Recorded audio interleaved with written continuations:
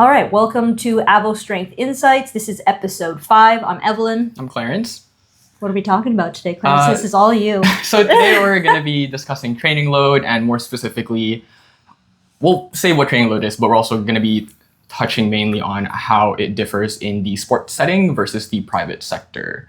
All right. So how about you're going to start with what training load is, Yeah. or how we how we define it? Yeah, then you can add on whatever I missed. Sounds great.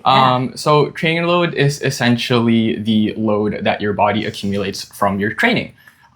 There's 2 points or 2 factors. There's the internal factors and the external factors. Internal tends to be a bit more of those subjective measures. So things like how you're feeling on the day, like RPE, questionnaires, answers to those. And then there's the external part, which is more of the objective measures, which is like the absolute load that you've lifted in that week, like your heart rate variability, what else? Like how much distance you traveled. Yeah. Miss anything? No, I don't think so. Like you said, main thing being you've got external load, obviously, which that's usually measurable work done, and then internal load. So actually that one would be like, things like sleep, your RPE, heart rate variability would also technically fall under internal load, just because that's... Oh, because it's physiological, exactly, right? Yes, yeah. So internal, you're covering your physiological and psychological as well. And then in terms of monitoring it, in sports, you can use all sorts of things such as like GPS, jump count, heart rate monitor. And then in more of like a private sector, even in normal sports settings, the main things that we kind of be looking at, like you said, would be kind of load, tonnage, RPE, wellness, that type of thing. Yeah, I've found that, at least in my experience in the sports sector, there's a lot more technology used because you can afford it. For the most part. For the most part, yeah. If you have good funding, you can afford it. Yes. But it does tend to be more in that technical aspect. And then, at least in my experience in the private sector, a lot of it will be more of just like, hey, how are you feeling? Or like, fill out this questionnaire before every session that we have. 100%. Like yeah. And I think when you're talking about that, it always depends on, like you said, what you have access to, right? And a lot of times in the private sector, like, yes, it's easier to just talk one-on-one with the client, check in terms of that internal load to see how they're feeling, how their overall stress is in their life, because no matter what, like stress is stress, whether that's in the weight room or, you're really busy and you've got a work deadline or that type of thing. That's also that internal load of stress, which accumulates to the full kind of workload, essentially. Mm-hmm. Yeah. Any other little bits on that to intro it? No, I think that's a pretty good intro. Yeah, for sweet. Training load. So in terms of like a sports setting, and even in the private sector as well, in the private sector, we're usually not going into as much like depth and detail, just because there's, not to say there isn't a lot of touch points in sports settings, but it's just easier to communicate with your client one-on-one. But in a sports setting, when you have the resources, that is key, because it's very easy to get into like the paralysis by analysis thing, where you're inputting and taking in too much data and you don't know what to do with that data. Like, data is only so good as the data is if you're using the data. Otherwise, you're just wasting your time, essentially.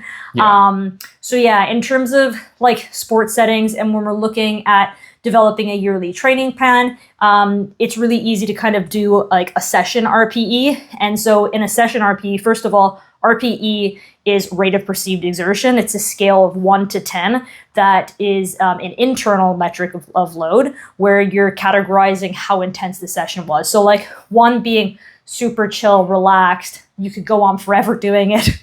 I always describe it to people as like lying on a sofa. It's not, but very easy work. And then moving in progressively harder. Like 5 is fairly like you're starting to work here, like maybe strength endurance type work. And then as we get into those higher numbers all the way up to 10, like 10, you're basically vomiting and keeling over. Like that's how hard you're working is how I usually describe it. So in terms of looking at a session RPE, that is the rate of perceived exertion that the athlete finds based on the session times the entire duration of the session is what a session RPE is. And that's how we can very easily start to quantify load for athletes, essentially. And that's lowest hanging fruit. That's not necessarily us using any high-tech data. You could use a spreadsheet, right? Yeah. Yeah. I think another thing I want to add to that with in terms of choosing what you want to measure, you always want to just make sure that one, you want to have a reasoning behind why you're measuring something. And you also just want to make sure that like it's a valid and reliable tool that you are using. So for example, with that RPE example, RPE has been so well researched in the literature and is shown to have like very high validity and reliability among like other more like objective measures that most people won't have access to. I'm talking about like measures you'd see in the lab, like actually seeing your VO2 max through like your like the breathing tube and like graded maximal stuff, and then like your blood lactate, that type of stuff. Where was I going with this? Oh, yeah. So I measuring things that you want to measure. Yeah. Yeah. So I actually wanted to ask, in your experience and actually what you do now, like what do you measure in your private clients, and like what's the reasoning behind it? Yeah, good question. So I mean, in private clients, usually, I mean, we're using the Train Heroic app, but that's just one tool. It's easy enough to be able to collect session duration and RPE, in which case we can already create that session RPE. And then obviously in terms of internal subjective measures, we're always communicating with the athletes on the floor, the clients, how they're feeling, that type of thing. So I would say that in a private sector, that's kind of more so what it looks like. In more of an athlete's sector, depending on, again, like you said, like what are you trying to measure? It has to be reasonable. You have to have the resources to be able to do it. Like you said before, like larger, sport bodies like Volleyball Canada, like they have devices, jump tech devices that they're putting on every single athlete to measure jump load and jump volume. So again, it depends on what resources you have access to be able to start quantifying this load. Like you said as well, knowing what you're measuring and having a reason for measuring it. Like in a sport like boxing, in an ideal world, it would be great to have all of our athletes have punch count devices, which they can easily put into their wraps and their gloves to be able to count total punch volume. But again, that's an expensive resource, and we usually don't have the funds to be able to, have all of our athletes do that. So yes, that would be something that would be like a KPI or something that you would want to measure. But again, we don't have the resources to do stuff like that. So then it would come back down to, again, we're measuring like session RPE based on your overall training load in terms of boxing, but then also in terms of like your strength and conditioning too. Yeah. I think another thing that I noticed between the differences of sport and private is like in private, we have the privilege to be able to like have those one-on-one talks. But then when you're in a sports setting, depending on what level you're at, like you may have 15 athletes, where even then seeing them for like that whatever 1 hour lift. Yeah, those touch points are way more challenging. Way harder. And then if you're working with even more like multiple teams, multiple sports, then those touch points just become like impossible basically. Yeah. So, but I mean, and like you said, it becomes impossible, but that's where tech comes involved, where it's like, okay, you have systems like Train Heroic or Trainers or whatever platform you're using to start be able to collect that data, or, you're handing out surveys on SurveyMonkey or whatever it is to get an idea of the athletes, whether it's RPE, overall stress with like school, if they're, athletic, students, that type of thing, where we can start to quantify data there as well, if that makes sense. Yeah.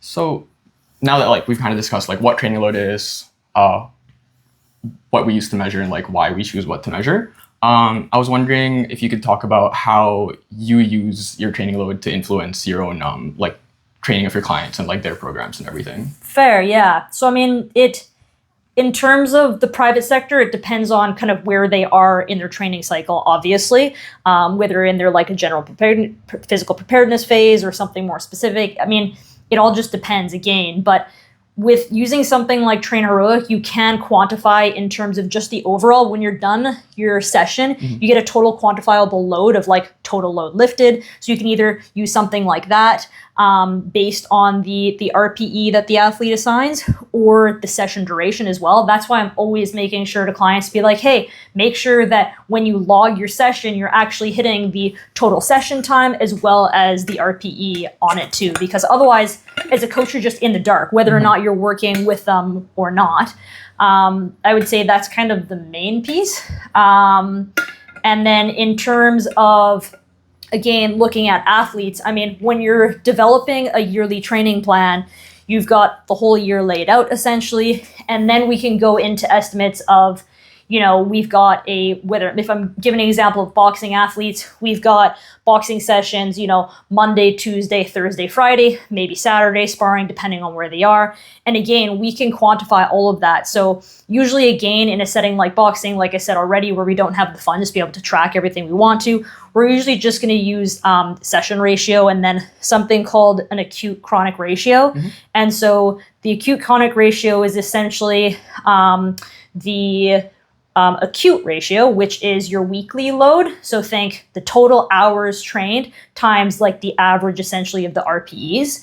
And then that's divided by the acute chronic, which is a whole essentially month is usually how we do it. So 7 days over an average of 28 days of across, same thing, total training load, and then RPE as well. And getting that ratio is called the acute chronic ratio. And so there's a lot of research on that as well in terms of loading and programming and where you kind of want to be.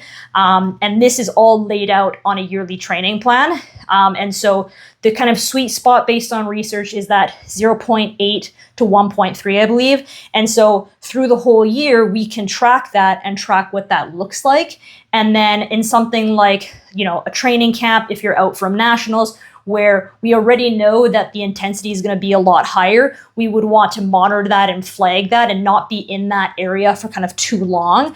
Because there is also, I forget the name exactly, but there's also a period after that high intense training section where obviously athletes are fatigued and have a higher risk of injury. So we want to just monitor that and make sure of that. But if we're aware of what that looks like, and then we know that they're going beyond that 1.3, so maybe they're at like a 1.4, 1.5 for like 3 to 5 days, we would want to bring that back down that volume and make sure that we're in that kind of sweet zone, if that makes sense. But again, that's where it's so important to, one, have your yearly training plan laid out, and then two, also updated. It's only so great if you create a whole yearly training plan and then you're going off script. Like, you're always going to go off script, but that means that you need to modify it essentially. So make sure that we're adjusting kind of the load and the volume, that type of thing. And then again, to that piece in terms of looking at like the sports setting, is that then we can start to track that data based on like injuries and stuff like that. I mean, nobody ever wants to have injuries, obviously, but it does come up where we can then see, we're starting to see some overuse injuries here, or, maybe you have past history and you know that, after a long training camp, you start to see some overuse injuries. Well, maybe 5 days was too much to push that, when we were looking at that acute chronic ratio for 5 days was too many and we need to scale that back. So little things like that. Does that kind of make sense? Yeah, it does. Yeah. I just want to add one thing with terms of the acute to chronic workload ratio. There is a lot of evidence that like how useful it is, and it is very widely used in the sporting background. I don't know how recent it is, but in my classes, there's more discussion in the research of like how it may not be like super useful, and there's just like kind of like two conflicting lines of thought basically, which of course there's everything like that in the research. So not to say that the acute to chronic work ratio isn't like useful. Exactly. It's just like, another tool in the toolbox. And that needs to be like very, very like made clear, right? Is that there's no perfect here all be all, right? Yeah, like with all these previous things we mentioned, like these like one-on-one talking, like those sessional RPEs, acute to chronic workload ratio, GPS, how much you jump or whatever, like video analysis, all of these are just kind of like one tool in the whole picture to get you a rough image of someone's training load. Yep. And it's only so good as the data that you collect too. Same thing, if you've got low adherence and athletes aren't fully putting it out, or if they're not being honest about how they're putting in things like, school stress, work stress, whatever it is, you're also then not getting a perfect picture. So you always have to take that into consideration too, that it's simply a tool to help kind of guide training. Does it mean that it's everything? No. And that's where, irregardless whether or not you're in the private sector or working with athletes, that's why having those touch points are so important, to be like, hey, to your athlete, how are you feeling today? Like, you're looking a little bit low energy, like, and if they're like, yeah, I've had a really rough week, I had an exam, whatever, my girlfriend broke up with me, I don't know, like, adjust. I mean, it's just because you're working with an entire athletic group of 8 to 15 people doesn't mean you can't be like, hey, John, like, I want you to scale your volume back by like 20, 30% today. And then let's check in and see how you're feeling next day. Yeah. Any other points about kind of training load, or what about things that you've kind of been going through in class? Clarence is doing his master's right now, his MKIN. So we've had many lectures about training load. Honestly, not too much. We've covered a pretty good bit, at least as an intro to what training load is. Actually, one thing that I did have a question with though was how important do you think monitoring training load with more like objective measures is in the private sector with clients who like, they're training, like they just want to get generally healthy? Yeah. How important do you think it is to use training load versus just like doing check-ins and then seeing in your own program like how they're progressing? 100%. And I would say like for the most part, it's just check-ins to see how we're progressing in the private sector. I mean, it is like you said, if you're only seeing somebody 2 times a week, like it really is so minimal in terms of like the overall picture and everything else that it's not worth going through all of the detail and the work to lay out something as extensive as that. Like I said, I mean, we can easily see on Train Heroic and have a look and kind of zoom out and see kind of what the overall person's training load is. We can get graphs in terms of, like how their RPE is, how their stress is being. And that's kind of more what we're looking at, where we're zooming out, and looking at the larger scale of kind of, how the athlete's progressing. And then, like I said, all of the touch points. So I would say pretty minimal, to be honest, in the private sector. Yeah. Cool. Yeah. Cool. All right. Any other thoughts on episode 6? I have no idea. We'll keep it on the fly. We'll think about it. Yeah. Awesome. All right. Thanks, guys, for touching in.